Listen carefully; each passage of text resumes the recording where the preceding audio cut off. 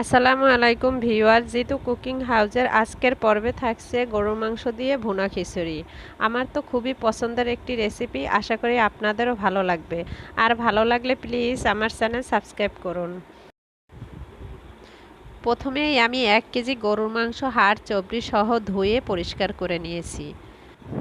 দিয়ে দিলাম 1.5 চামচ হলুদ গুঁড়া, 1.5 চামচ লবণ, 1.5 চামচ রসুন বাটা, 1.5 চামচ আদা বাটা, 2 চামচ জিরা বাটা, 1 চা চামচ কাঁচামরিচ বাটা, 1 কাপ পেঁয়াজ কুচি, 3 টেবিল চামচ সরিষার তেল দিয়ে আমি ভালো করে মাখিয়ে নেব। মাংসটা যখন ভালো করে মাখানো হয়ে যাবে তখন দিয়ে দিলাম 1 চা চামচ মরিচ গুঁড়া। মাখানো হয়ে গেলে আমি মাংসটাকে ঢেকে রেখে দিব 30 মিনিটের জন্য। চুলায় একটি হাঁড়ি গরম করে দিয়ে দিলাম আধা কাপ সরিষার তেল, 4-5 টুকরা দারচিনি,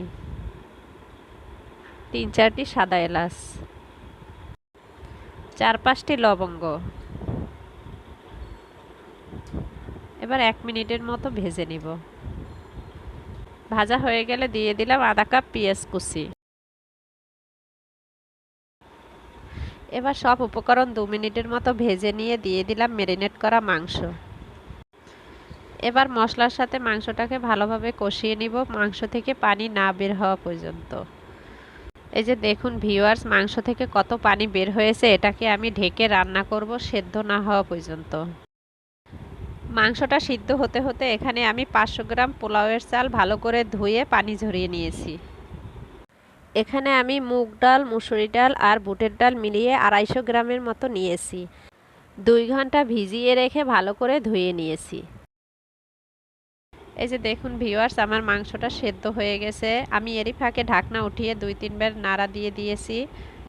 আপনাদের যদি এই পানিতে সেদ্ধ না হয় তাহলে আরেকটু পানি দিয়ে ভালো করে সেদ্ধ করে নেবেন। মাংসটা যখন 80% সেদ্ধ হয়ে যাবে তখন দিয়ে দিব সেই যে ধুয়ে রাখা চাল, ডাল। এবার সব উপকরণ আমি 5 মিনিটের মতো ভালো করে কষিয়ে নিব।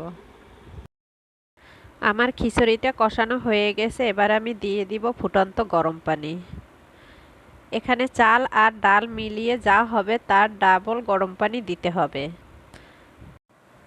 চাল আর ডাল মিলিয়ে যদি 2 কাপ হয় তাহলে পানি দিতে হবে 4 কাপ।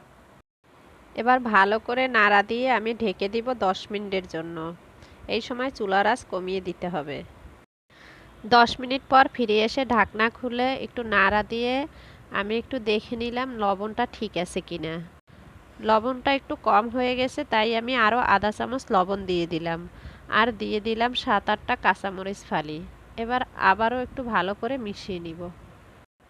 মিশানো হয়ে গেলে আবারও আমি ঢেকে দিব 15 মিনিটের জন্য।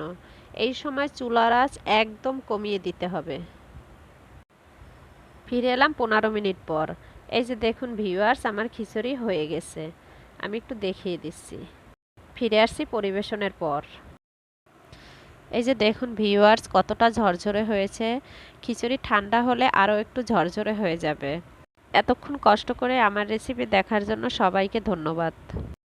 আর আমার চ্যানেল সাবস্ক্রাইব করতে ভুলবেন না কিন্তু। আসসালামু আলাইকুম।